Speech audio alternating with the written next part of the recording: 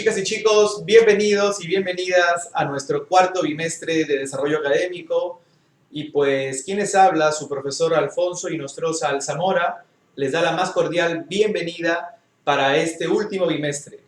Y de verdad vamos a ponerle toda la fuerza y todas las ganas, sobre todo tratándose de un curso tan apasionante, tan vivencial como es el nuestro.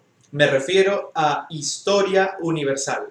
Yo tengo el privilegio de ahora estar con ustedes, acompañándolos de forma virtual a través, pues, de esta plataforma que el Colegio Genes lleva a sus casas. Así es que, sin más preámbulos, vamos a dar inicio a uno de los temas más fascinantes de la Edad Antigua.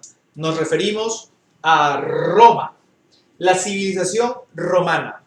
En nuestra semana 33 vamos a hablar de Roma y esta va a ser la primera parte de muchas que veremos acerca de la gran civilización romana.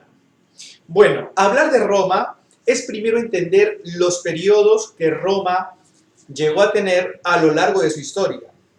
Como pueden ver en esta línea de tiempo, miren, empezaríamos en el año 753.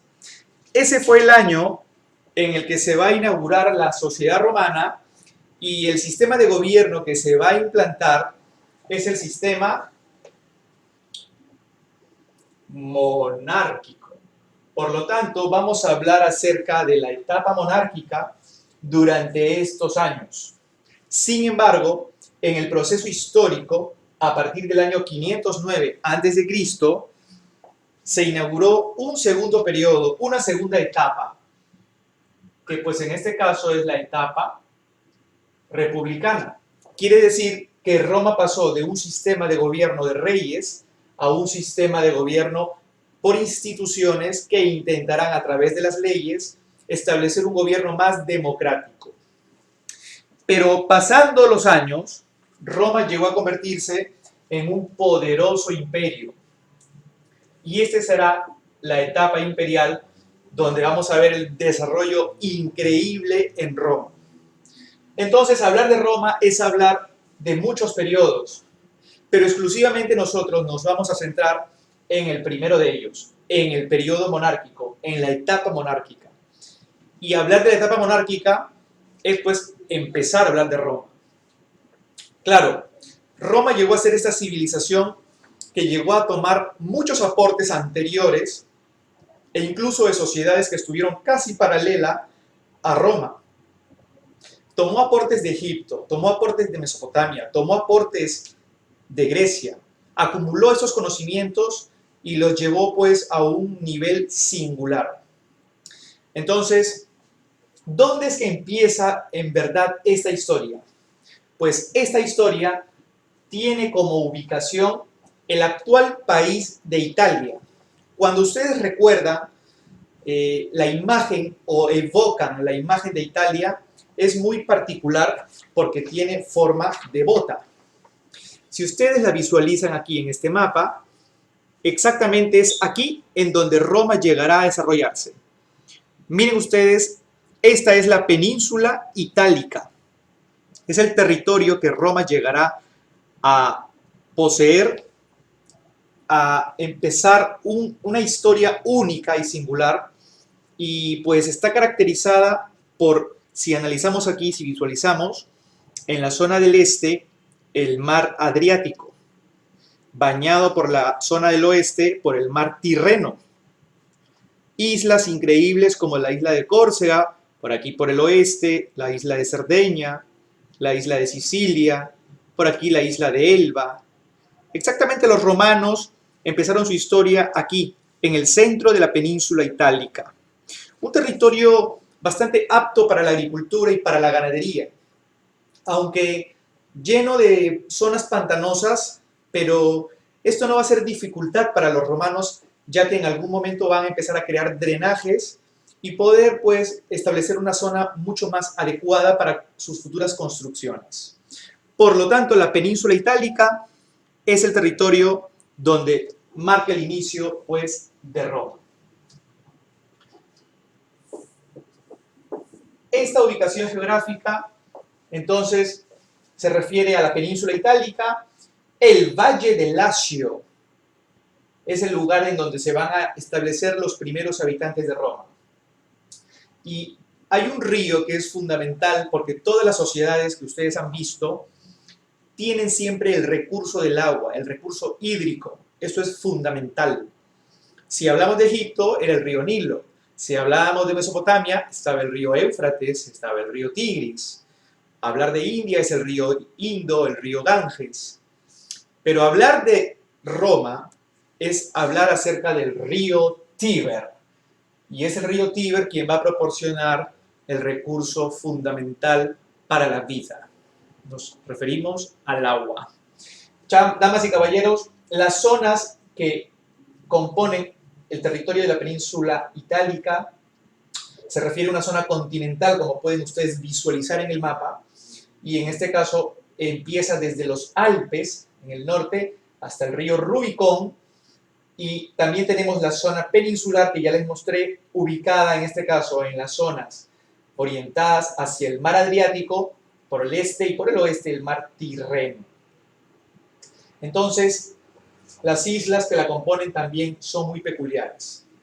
Este territorio inicialmente no estaba dominado en su totalidad. Los primeros habitantes de Roma se centraron justamente aquí, en el centro, en el Valle del Lacio, a orillas del río Tíber. Y es justamente hablar de los orígenes de estos primeros habitantes romanos lo que nos lleva a una famosa leyenda que narró el historiador Tito Livio en su libro La historia de Roma. Esta leyenda, de la que ustedes habrán escuchado, se titula La leyenda de Rómulo y Remo. Rómulo y Remo. Roma nació a orillas del río Tíber alrededor de 750 años antes del nacimiento de Cristo. En aquella época había varias ciudades griegas que se habían asentado a orillas del mar en la península itálica. Rómulo y Remo eran unos hermanos gemelos y descendientes de Eneas. ¡Hola! Y por lo tanto, cuando fueran grandes, tendrían derecho a reclamar ese reino. Así que para evitar esto, su ambicioso tío, el rey Amulio, decidió abandonarlos dentro de una canasta a la orilla del río Tíber. Entonces una loba llamada Luperca descubrió a los dos niños recién nacidos y los amamantó como si fueran sus propios hijos. Cuando Rómulo y Remo crecieron, quisieron fundar una ciudad, pero intentando poner los límites de esa ciudad, los dos hermanos se pelearon y Remo murió. Así fue como Rómulo se proclamó fundador y primer rey de Roma. Me olvidaba de una cosa. Rómulo y Remo eran hijos de Marte, el mismísimo dios de la guerra. Así que en sus venas corría sangre divina, poderosa y muy combativa. Pero a la vez, no olvidemos que su tatarabuelo, Eneas, había sido hijo de Venus, la diosa del amor y de la belleza. Digamos que los romanos fuimos fruto de una mezcla explosiva, la guerra y el amor. Si es que tuviéramos nosotros que conocer los orígenes propiamente históricos, los primeros habitantes de Roma llegaron a ser pueblos muy humildes, muy trabajadores, que con el trabajo, el empeño y la constancia llegaron a crear un estado sumamente grande y bien estructurado. Entonces los romanos no querían recordar esos orígenes un tanto humildes, y más bien lo que hicieron fue crear una leyenda que podríamos en ciertas partes tomar hechos fantásticos y en otros hechos reales, ¿no? Bueno, pero hay algo interesante dentro del desarrollo de toda la civilización romana. Es entender cómo era que estaba estructurada la sociedad. Miren, la organización social podríamos irla entendiendo por estas clases. Los patricios llegarían a ser los primeros habitantes de Roma.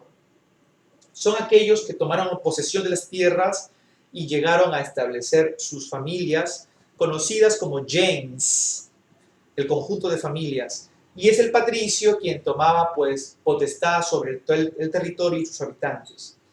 Estos patricios llegarían a formar parte de la nobleza, de la aristocracia, y como propietarios rurales después también ocuparían cargos políticos importantes en Roma. Tiempo después, otros habitantes llegarían al territorio del Lacio, en Roma, y estos serían llamados plebeyos. Obtuvieron derechos progresivamente. Estos plebeyos son trabajadores, llegaron con mucho empeño a dedicarse a diferentes labores, trabajaron en manufacturas, por ejemplo, haciendo zapatos como herreros, también llegaron a ser parte del ejército. Y es con el trabajo y el duro sacrificio que llegaron a hacer riqueza con el paso del tiempo. Por lo tanto, al entender el término de plebeyos, no los entendamos como el pueblo en sí mismo y la muchedumbre. Hay que entender que los plebeyos también llegaron a ser parte de una clase que obtuvo beneficios y derechos, cargos políticos con el paso del tiempo. Los clientes llegaron pues a ser plebeyos protegidos por un patricio porque habían sido sectores de la sociedad que habían quedado pobres. Algunos clientes descendían de los patricios, pero que habían perdido sus familias porque con el paso del tiempo las gens habían desaparecido, o también habían perdido propiedades, habían perdido dinero, y ese rango social ahora disminuido, pues prácticamente los dejó en la pobreza, y es así que se dedicaron a ser los sirvientes de, en este caso, los patricios. Mientras que los esclavos están considerados como mercancías. Los esclavos llegan a ser obtenidos mediante deudas, mediante guerras, y de esa manera los esclavos llegarían a ser tomados por el Estado romano. Por lo tanto, damas y caballeros, podríamos nosotros aquí ya entender cuál es el esquema de las clases sociales que ustedes están visualizando. Aquí tengo este esquema, entonces, hablamos acerca de un patricio. La vestimenta también es muy interesante porque los patricios siempre llevan una túnica blanca, ¿sí? Y pues encima de esa túnica llevan una toga que puede medir de 3,5 metros a 6 metros, muy característica encima de los hombros y que tendía a lo largo de su cuerpo. Por otra parte, aquí también citamos a los plebeyos, que a diferencia en este caso de los patricios, la toga que ellos llevaban no era púrpura, ya que el púrpura era el emblema básicamente de las clases poderosas, de las clases altas. Y bueno, también hablamos acerca de los clientes y por último hablamos de los esclavos. Entonces, aquí tenemos las clases sociales en Roma.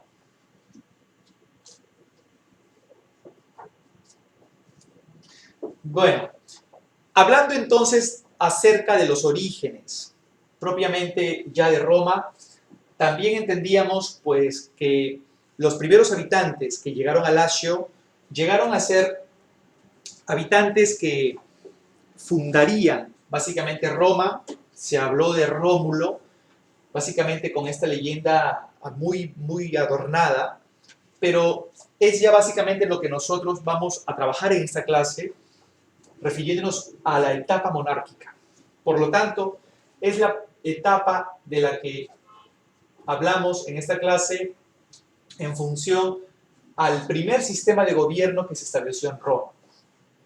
Esta etapa monárquica está caracterizada por la presencia de 7 reyes. Miren, como ven aquí, 7 gobernantes que pertenecen a 2 dinastías. Por una parte la dinastía latina y por otra parte la dinastía etrusca. Bueno, refiriéndonos a la dinastía latina, tenemos a un rey fundador, del cual hemos hablado, y este rey es Rómulo. Bueno, miren, Rómulo, damas y caballeros, llegó a ser el primer rey de Roma, fundador de Roma, el rey fundador. Cuando hablamos de Rómulo, también hablamos acerca del que creó el Senado. Cuando Rómulo llegó a crear el Senado, es aquí donde vemos una institución que va más adelante a ser muy representativa, sobre todo ya en la etapa de la República, que hablaremos la próxima clase. El Senado estaba formado en sus inicios por patricios, es decir, por sectores de la clase noble. Y es aquí donde se tomarían decisiones muy importantes para Roma, pero prevalecía el poder, en este caso, del rey. Algo también interesante, en la época de Rómulo se fue el hecho del rapto de las Sabinas. En la época de Rómulo faltaban hombres en Roma. Por lo tanto, los sabinos eran pues un pueblo cercano y lo que hicieron los romanos fue invitarlos a una fiesta y es en esa fiesta en donde embriagaron a los varones y a las mujeres las decidieron raptar. Cuando los sabinos varones cobraron conciencia, se dieron cuenta que sus mujeres no estaban y se dieron cuenta que era porque los romanos los habían raptado. Y es allí en donde fueron a reclamar y ya los sabinos estaban prácticamente llenos de ira y queriendo enfrentarse en guerra a los romanos, pero las mujeres salieron y les dijeron que no haya ninguna guerra. Al interponerse ellas, les dijeron que se habían enamorado de los romanos y que pertenecerían ahora a parte de la sociedad romana. Un hecho que se conoce como el rapto de las Sabinas. Bueno, después de Rómulo se dice que falleció en medio de un clima bastante frío, hubo como una especie de friaje y desaparece, y aparece este importante rey, Numa Pompilio. A Numa Pompilio también se le conoce como el rey ceremonioso, y se le llama pues de esta manera porque llegó a establecer toda una organización religiosa interesante en la época de Roma. Muchas obras que estableció en función, por ejemplo, a la creación de templos, escuelas sacerdotales, y de esa manera este rey estaba muy vinculado a todo este esquema de religiosidad. Bueno, Numa Pompilio deja el cargo, fallece, y llega el tercer rey de la dinastía latina, Tulio Hostilio. Tulio Hostilio justamente hace mención a su apellido porque era bastante hostil y era un hombre que llevaba la guerra en la sangre. Hace tiempo les tenía jurado ya a los hombres de Alba Longa, o sea, los albaneses o albanos, que quería tomar su territorio. Y pues estaba prácticamente ya a punto de poder empezar una guerra con el rey de los albanos, que era Cayo Cludio, y fue cuando falleció el rey de los albanos y lo sucedió Mesio Nemesio. Ahora ya a punto de ir a una guerra, fue justamente cuando el rey de los albanos habló con Tulio Hostilio y le dijo: si nosotros entramos en guerra, los etruscos, que son un pueblo que está al norte, muy cercano, nos está mirando, está esperando para ver cuál de nosotros pierde en esa guerra, y como uno de nosotros va a tener que perder, el otro, el ganador, va a quedar mal herido. Por lo tanto, fácilmente los etruscos conquistarán a uno de los dos en este caso, ya sea a Alba Longa o a Roma. Eso lo hizo pensar a Tulio Hostilio y le dijo: perfecto, entonces que el conflicto se dé a través de familias. Y de esa manera los ejércitos no quedan tan dañados, ni tampoco pues, el Estado en sí mismo, por la inversión de la guerra.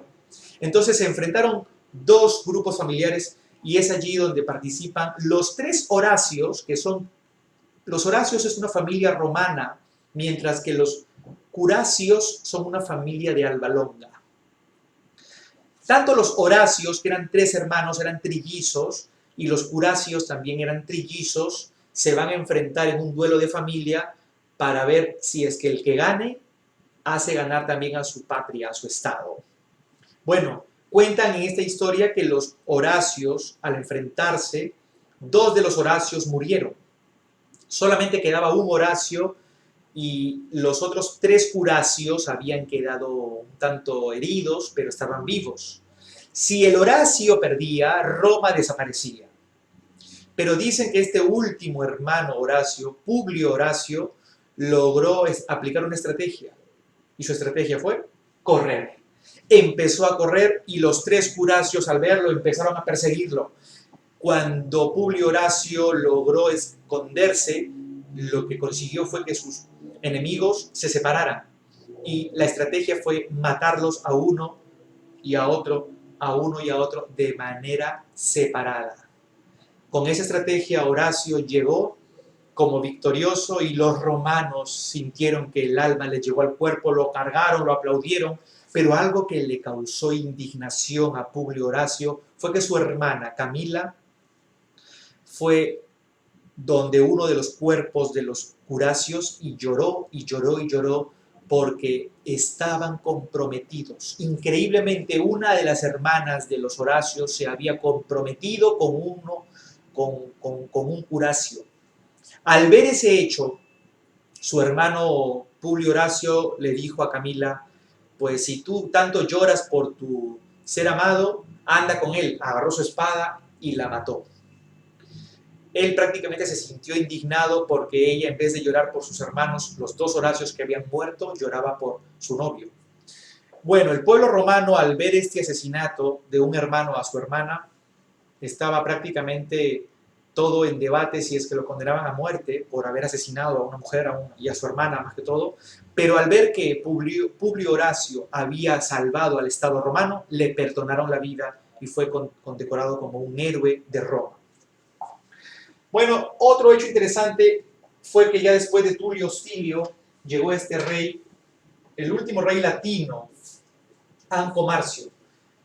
Anco Marcio es conocido por ser el rey comerciante. Dentro de las obras que dio Anco Marcio, hay muchas obras que llegan a representar a este rey como un rey comerciante, por ejemplo, por las grandes obras públicas en las que llegaron a convertir a Roma en un centro comercial de intercambio grande. Por ejemplo, la construcción del puerto de Ostia y acueductos, el puente Sublicio. Esto lo llegó pues a darle la talla de que fuera considerado como un rey comerciante.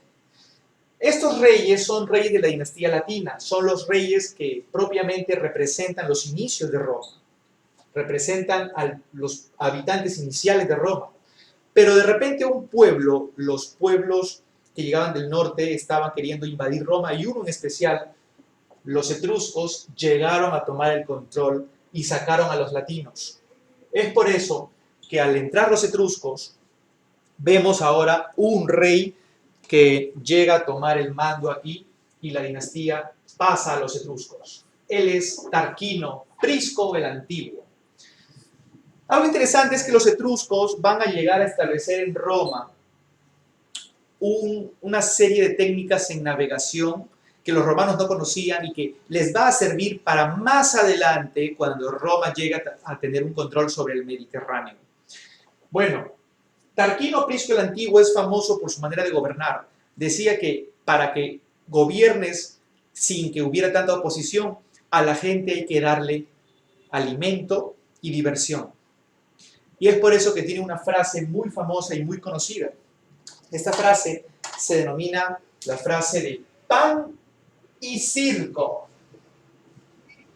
Si quieres que te vaya bien en un gobierno, pues dale diversión a la gente y dale comida. Pan y circo. Y de esa manera, Tarquino Prisco el Antiguo llegó a tener un gobierno, por así decirlo, con la gente distraída y el pueblo en otra óptica, en otra visión. Bueno, con el paso del tiempo llegó otro importante rey. Este rey, también perteneciente a la dinastía etrusca, es Servio Tulio, que es considerado como uno de los grandes organizadores dentro de la primera etapa de Roma. Podemos decir de Servio Tulio que es un gran organizador. ¿Por qué, profesor? Una de sus obras más importantes fue establecer la construcción de las murallas que lograron cercar Roma y convertir a la ciudad de las 7 colinas en algo que pareciera ya una ciudad cercada. Eso fue muy interesante, a la vez que promulgó la primera constitución de Roma, por lo que Roma sería conocida con el paso del tiempo como una de las sociedades más importantes en el tema del derecho. Ese tema de las leyes y el tema del derecho llegará a verse con mayor claridad cuando Roma llegó a ser imperio. Pero ya con la promulgación de esta constitución podemos ver algo al respecto. Bueno, podemos decir que Servio Tulio estableció una transformación material de Roma, lográndola pues, en este caso, cercar con las murallas, y de esa manera le dio a él la talla de gran organizador. Sin embargo, pues por un complot familiar, posteriormente fue asesinado, y quien asumió el mando como último de los reyes para llegar al séptimo rey, es aquí donde vemos la figura de Tarquino el Soberbio. Y bien que tiene ganado este apelativo de soberbio porque gobernó de manera altiva sin consultar en absoluto con ninguno de los patricios ni ninguno de los funcionarios que había en ese momento.